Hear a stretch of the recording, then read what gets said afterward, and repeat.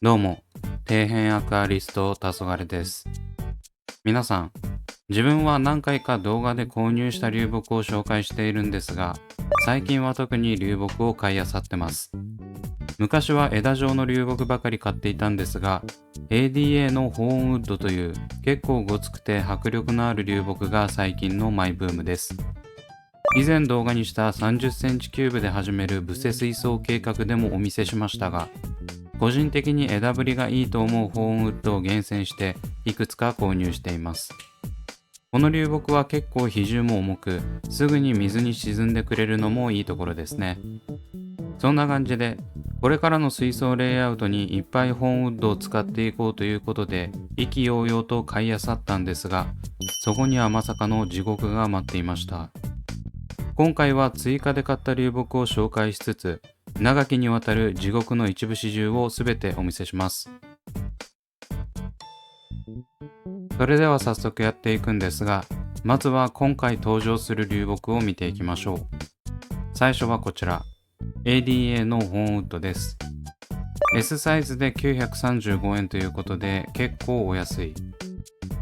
アクアリウムやってない方からしたら、こんなどこにでも落ちてそうな木に1000円近くお金出すとかおかしいと思われてるでしょうね。ただ、見てもらったらわかる通り、めちゃかっこいいんですよ。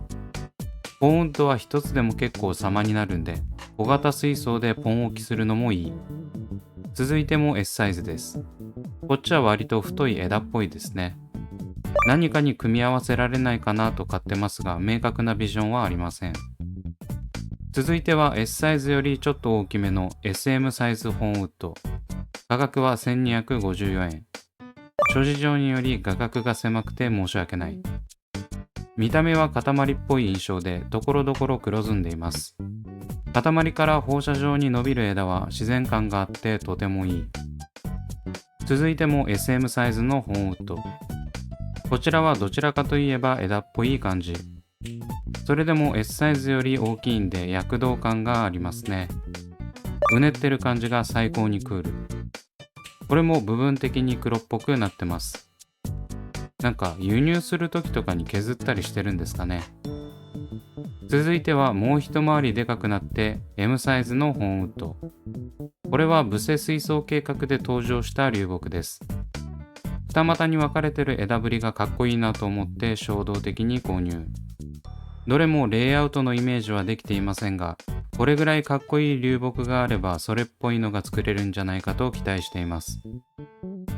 次に出てきたのも割とデカめのホーンウッドです。こちらは違うショップで購入したので価格がだいぶ変わってますね。2493円ということで結構高い。いつも疑問に思ってるんですが、この流木の値段ってどうやって決めてるんでしょうね。お店によってばらつきがありすぎて基準がわからないんですが、重さとか大きさとかで決めてるのかなとか妄想してます。大きさは先ほどの M サイズと似てますけど、価格は2倍近く違いますし、お店によってだいぶ相場が違いそう。続いて、今回購入した中で一番でかい ML サイズ。価格は2497円。やっぱり改めて見ると、ここのショップの方が流木安いですね。こちらも確かブセ水槽動画で出したような気がします。先ほどの M サイズと似てて二股に分かれてます。最後に登場するのが ML サイズ。これは塊っぽい感じで大木のように見える割と個性的なホーンウッドです。先ほどの ML サイズより大きい気がするので、使える水槽は限られてきます。というわけで全ての流木が出揃ったので、早速今回の作業に取り掛かります。何をするかというと、アク抜きと沈下処理です。この作業は流木の種類によっては全く必要ないものもあります。アク抜きしなくていい流木などは、それ自体がセールスポイントになるため、商品説明で明記されているものが多いです。基本的に何も書いていない流木は、アク抜きや沈下作業が必須と考えてもらっていいと思います。ただ、この処理期間は流木の大きさや種類によってまちまちなので、やってみるまでこの作業にどれくらいかかるかはわかりません。なので、流木レイアウトを組みたいという方は、買ってすぐに処理することをお勧めします。下手すると数ヶ月とかかかるかもしれません。ちなみに処理方法は様々で、鍋で煮て速攻でアクを抜いたり、バケツの中に流木と水を入れて、その中でじっくり時間をかけてアクを抜く方法などがあります。ただ、今回の流木はでかいものも結構あるので、鍋で煮る戦法は使えません。必然的にバケツ内で処理することになります。というわけで、底辺アクアリスト流アク抜き&沈下作業を行っていきたいと思います。それでは早速作業開始。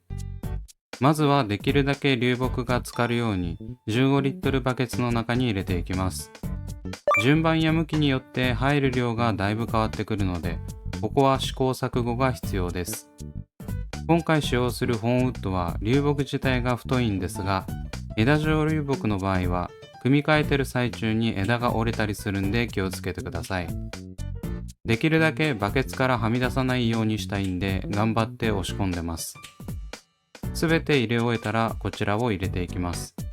皆さんご存知重曹です。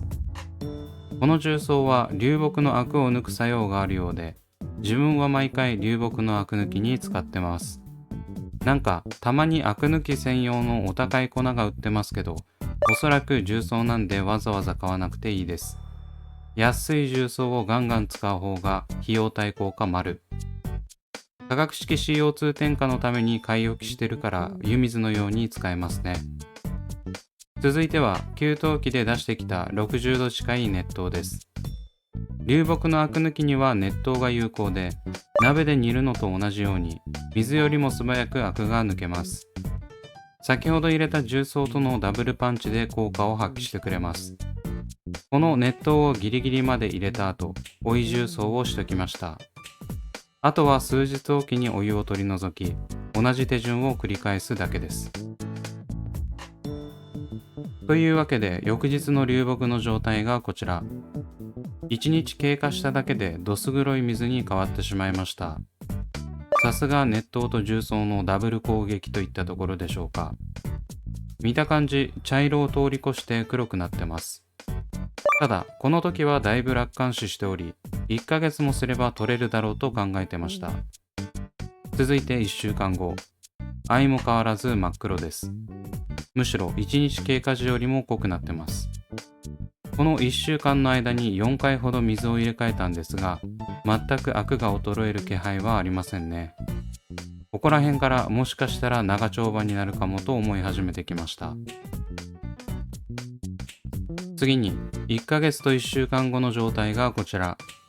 さっきより気持ちマシになった感はありますが、まだまだ黒いですね。油膜まで張っちゃって汚いです。バケツの縁を見てもらったらわかると思うんですが、パンパンに入れてた水がだいぶ蒸発しちゃってます。実は1ヶ月経つ前くらいからいくら水変えても同じだわと思って数日だけ放置しちゃってたんですよね。変えても変えなくてもアクは出てくれるだろうと高をくくってました。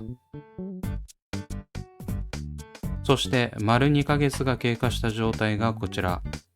無情にも水は過去最高にどす黒くなってます。これコップに入れてコーヒーとして出されても違和感ないくらいにはどす黒いです。何度も水替えしてきましたが変わらない現状に嫌気がさしてきました。しかしそれでも諦めきれないので最後にダメ元でもう2週間寝かせました。その結果がこちら。全く改善されておりません。今回も真っ黒なコーヒーが出来上がってます。さすがにここら辺で限界を感じましたね。これ以上バケツでアク抜きしてても一生レイアウトには使えないと悟りました。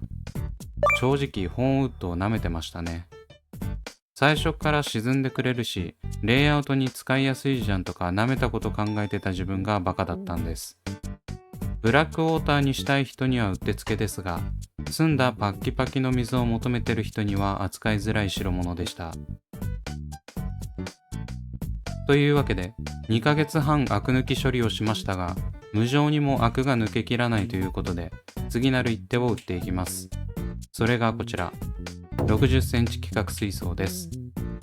こちらは以前スネール駆除のために避難させておいたヤマトヌマエビ100匹を管理していた水槽ですね。キプラミンの投与が終わって各水槽にヤマトヌマエビを戻すことができるようになって空にしていました。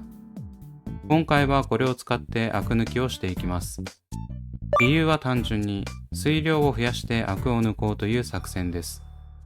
15リットルバケツじゃ流木も飛び出している部分があったし、水の量も絶対的に少ないからアクが抜けないんだという考えに至ったわけです。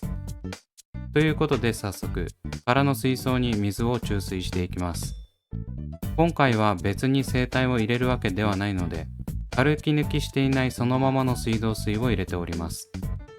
水槽に水が満杯入ったところで流木を入れていきます。15リットルバケツに入れていた時はだいぶでかく感じましたが、さすがに60センチ水槽ともなると余裕で全部の流木が収まりますね。これは頼もしい。ようやくアク地獄から解放されそうですね。ただ入れてすぐ流木の先からアクが出てることに気がつきました。今までの2ヶ月半は何だったんでしょうか。続いて一応フィルターもセットしていきます。なんとなく循環させておいた方がアクも抜けやすそうですよね。というわけで中身を見ていくんですが、怪我してて手こずってます。こちらのフィルターは完全に乾燥させてしばらく放置してました。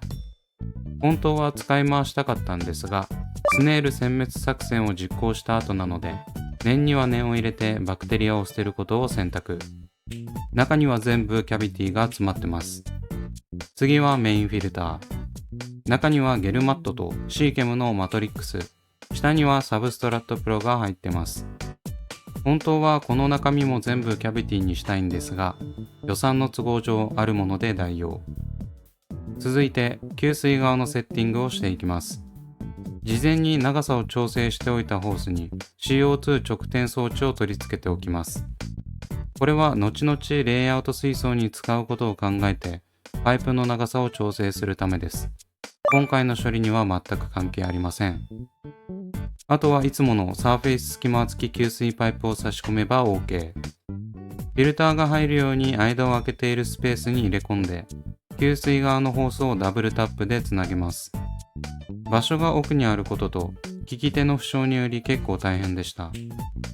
メインフィルターの方も接続したらいつも通り予備水をしてセッティング終了。エアがみしなくなったところで排水パイプを取り付けます。というわけで稼働していくんですが、下のアクが超気になる。それではスイッチオン。無事にフィルターが稼働しました。これで大容量の水槽の中でアク抜きが可能になります。数時間経過した状態がこちら。ちょっと濁ってきた感じがしますね。まだまだ序の口です。続いてまた数時間後。なんか色づいてきましたね。1日くらいは透き通ってるかと思ってたんですが甘かったです。最後にまた数時間後。見事にブラックウォーター化しました。今までの2ヶ月半、全くの無意味でしたね。1日経たずしてこの色はほんま終わってます。レイアウトにはまだまだ使えるような段階ではないですね。続いて翌日の状態がこちら。しっかり色づきました。このアクは無尽蔵に出てきますね。さすがにここまでしつこいとは思っておらず気がめいりそうです。本来であればこの水槽に入れつつ水替えを行ってアク抜きする予定でしたが、あまりにも2ヶ月半の成果が見られないのでがっかりです。この2ヶ月半は明らかに無駄な時間だった気がします。というわけで今回は ADA のホーンウッドを買ってアク抜きしたら一生終わらない無限地獄編が始まったということでやっていきました。正直自分の場合、レイアウト水槽を立ち上げるまでに時間がかかるため2ヶ月半待っていられましたが、流木買って早くレイアウトしたいって方には地獄でしかないですよね。当日に入れたいならおそらく水替えをしつつブラックウォーターを薄めていくしかないと思います。鍋とか使えるならもう少し時間短縮できそうですが、煮沸でのアク抜きもちょっと厳しそうな気がします。大きな流木だと鍋に入らないですし、そもそもアクが出ないようにするまでに流木と同じくらいガス代がかかりそう。本当は解決するところまでお話ししたかったんですが、台本を書いていると一動画で収まりきらない文字数になってしまったため、次回の動画で解決していきたいと思います。この続きが気になる方はぜひチャンネル登録してお待ちください。というわけで今回はここまで。Twitter と Instagram もやっておりますので、そちらも見ていただけると嬉しいです。それではご視聴ありがとうございました。